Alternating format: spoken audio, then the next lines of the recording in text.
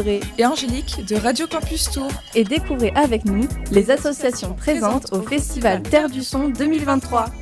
Bonjour à toutes et à tous, nous sommes en direct du Festival Terre du Son. Alors aujourd'hui nous sommes avec Victor, Audrey et Sophia. Sophia qui est présente à l'éco-village du festival. Alors est-ce que tu peux te présenter et présenter ton entreprise s'il te plaît ? Bonjour, donc je suis Sophia, gérante de l'entreprise La Sagesse de la Matière, qui est implantée à Sonzé, au nord du département, au nord de Tours, à 25 minutes. C'est un atelier qui vise à faire de la création, d'ameublement, d'agencement intérieur et extérieur à partir de matières issues de l'économie circulaire. Très bien, et du coup, pourquoi êtes-vous aujourd'hui à Terre du Son ? Quels sont les objectifs de votre présence ? Les objectifs sont, je dirais au niveau de la communication, de transmettre en fait le fait de pouvoir recréer, revaloriser avec des matières qui sont destinées à être détruites et enfouies dans la planète. Donc nous on propose du mobilier en réutilisant ces matières pour éviter qu'elles soient tout simplement mises dans la terre. Donc c'est vraiment un objectif de communication, de vente évidemment d'objets aussi, mais de communication sur la revalorisation, réutilisation. Alors vous travaillez principalement avec le bois, pourquoi ? Alors le bois est devenu secondaire aujourd'hui, je suis issue de la Haute-Savoie, donc le bois était quand même très majoritaire. Aujourd'hui on travaille des matériaux comme le polycarbonate et l'aluminium, qui sont des matières plus locales, je dirais au niveau de l'industrie et de l'économie, puisque ça concerne tout ce qui est enseigne publicitaire, crédence de cuisine et aménagement de salles de bain. Donc on travaille aussi majoritairement ces matières et on allie avec le bois massif ces trois univers en fait, le polycarbonate, l'aluminium et le bois. D'accord. Alors du coup, quel est le processus de fabrication justement à partir de ces matières pour après avoir un super meuble ? La créativité. La créativité, beaucoup de techniques, des connaissances en menuiserie, connaissances, maîtrise et outillage en menuiserie. Et nous, on travaille exclusivement à partir de matières brutes, neuves, qui sont des chutes issues d'entreprises, mais qui sont des matières neuves. Et avec beaucoup de créativité, d'ingénierie et de maîtrise, on arrive à faire du mobilier, de l'agencement, des jardins entiers, des compositions, aménagement intérieur, extérieur, en tout genre. Et qu'est-ce qui vous a inspiré à justement lancer cette entreprise ? L'inspiration première a été par rapport à la consommation excessive de notre société, je pense.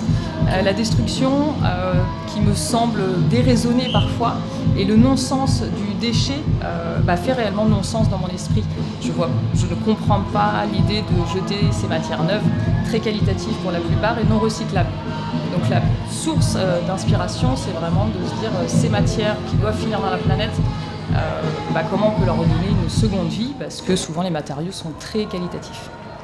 Et du coup, comment elle est composée cette entreprise ? Est-ce qu'il y a une équipe avec des gens formés pour justement fabriquer vos confections, on va dire ?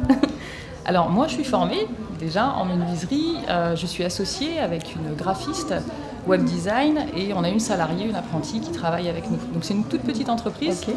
Un petit atelier mais qui essaie de sortir de gros projets et on est limité sur très peu de projets. Quoi comme gros projet par exemple ? Vous avez des idées en tête ? Ça peut être un aménagement de bar qui a été effectué dans la région, complet, sur une ligne de bar de plus de 6 mètres. Ça peut être des aménagements de jardin d'une 40aine de mètres carrés concernant l'habillage et le mobilier extérieur. Ça peut être des aménagements de chambres complets, du dressing au commode, au chevet, des cuisines complètes au niveau du design aussi. Donc des projets très très diversifiés. Et apparemment, vous avez un concept aussi, c'est celui d'aménager les véhicules de loisirs. Tout à fait. Est-ce que tu peux nous en dire un peu plus ? L'idée, c'est, donc en tant qu'utilisatrice de vannes aménagées depuis un certain nombre d'années, l'idée c'était de proposer un aménagement 100% upcycling. Donc aujourd'hui, c'est le cas au niveau du mobilier et de l'habillage. C'est 100% avec des matières issues de l'économie circulaire jusqu'au tissu. Cela dit, la plomberie, l'électricité et l'isolation restent des matériaux neufs. Mais l'idée, c'était d'avoir un esprit 100% upcycling jusque dans la liberté et la simplicité qu'offre la van life, en fait. Pour moi, c'est très, très évident d'être dans ce principe-là, plutôt que de consommation encore excessif, alors que le principe est vraiment la simplicité de la liberté. Alors, aménager les vannes comme ça, est-ce qu'il n'y a que vous qui le faites, en tout cas en région Tourangelle ? En région Tourangelle, aujourd'hui, honnêtement, je l'ignore, s'il y a d'autres aménageurs. Dans le cadre de l'économie circulaire pure, jusqu'à il y a quelques années, j'étais la seule en France parce qu'il y avait assez peu d'aménageurs. Depuis que l'aménagement du van a le vent en poupe, c'est-à-dire ces 5 dernières années aujourd'hui, j'avoue que je ne sais pas. Moi, j'ai commencé il y a plus d'une dizaine d'années. Donc à cette époque-là, c'est clair, j'étais toute seule. Aujourd'hui, non, je pense qu'il y a largement de la concurrence et d'autres personnes qui le font aussi très bien, j'espère. Alors du coup, pour les personnes qui nous écoutent, quel serait ton argument ou tes arguments pour favoriser du coup les confections, enfin vos confections, et pas par exemple acheter un meuble à Ikea si c'est en personne. Bon, il y a une question de goût, bien sûr, c'est une question d'éthique. C'est que nous, on propose des projets qui sont uniques, propres à chaque personne. C'est que chaque projet est étudié en fonction du client, donc de sa typologie, de son style. Le projet sera étudié sur mesure. Donc il y a ça qui fait la différence, c'est que nous, on va faire un projet abouti dans un espace défini, ce qu'on ne trouve pas forcément chez quelconque sans citer. Donc il y a cette typologie-là et la particularité de l'unicité, puisque comme on dépend des matières qu'on travaille, on n'a jamais les mêmes couleurs, jamais les mêmes formats, jamais les mêmes styles. Donc le projet sera toujours unique. Donc déjà ça, et dans un deuxième temps, c'est de réutiliser de la matière qui est censée aller dans la planète. Donc ça fait sens d'avoir un meuble, un projet ou un aménagement de van où toutes les matières étaient destinées à être détruites et finalement les propriétés sont exceptionnelles parce que c'est que des matériaux qui ont plein d'avantages et donc ça fait sens d'œuvrer sans être obligé de recréer des matières en fait tout simplement. Et vos confections, ils durent longtemps dans le temps, enfin, on n'a pas forcément le temps qu'ils soient simple. Non, c'est un déchet tout de suite, c'est à usage unique. Non, l'idée c'est vraiment de travailler sur quelque chose dans la pérennité en fait. C'est qu'on travaille des matières qui sont censées être détruites. Nous, notre objectif, c'est que justement en les revalorisant, on redonne une seconde vie qui soit vraiment pérenne. Après, libre à l'usager de le conserver ou pas. Nous, on travaille sur quelque chose de qualitatif au niveau structurel pour que justement ça puisse être pérennisé. Les matières qu'on travaille, le polycarbonate, l'aluminium, pour le coup, il y a assez peu de détérioration dans le temps, hormis le mauvais usage ou la destruction littérale. Alors justement, en parlant de mauvais usage, est-ce qu'il y a entre guillemets, une règle à respecter après l'achat d'un meuble? Est-ce qu'il y a une manière d'en prendre soin, de l'entretenir, ou alors c'est fait vraiment pour marcher tout seul C'est fait pour fonctionner, parce que c'est l'idée. L'intérêt de notre démarche, c'est pas que vous achetez dans l'économie circulaire, ce sera moins fiable.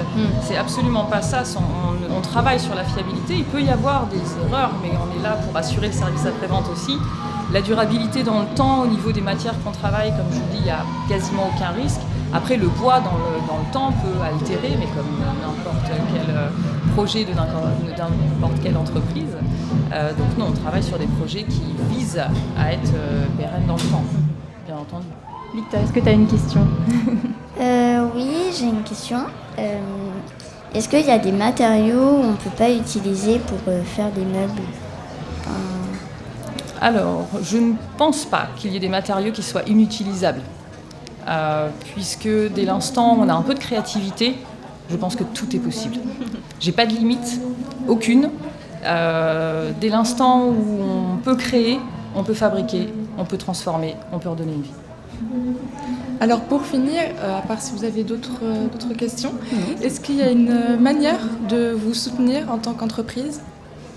Nous soutenir aujourd'hui, c'est peut-être acheter un petit objet de la sagesse de la matière, parce que chaque objet qui est vendu ne finit pas dans la terre. Donc c'est ça, on travaille sur beaucoup de petits objets ici sur le festival qui sont pratiques, utiles, accessibles. On a plein de supports à gobelets, pour notre contribution au festival Terre du Son, des petits supports gobelets, des porte-verres, des choses un petit peu rigolotes. Donc c'est une participation potentielle à l'achat de ces objets pour contribuer à l'évolution d'une planète plus propre. Et du coup, où est-ce qu'on peut vous retrouver exactement dans l'éco-village ? Alors, on est la partie la plus ensoleillée, juste à côté de la Tiny House et en face d'un stand de capoeira. Très bien. Et bien maintenant, vous avez toutes les infos, chers auditeurs et auditrices. Merci. Merci à vous. D'être venus.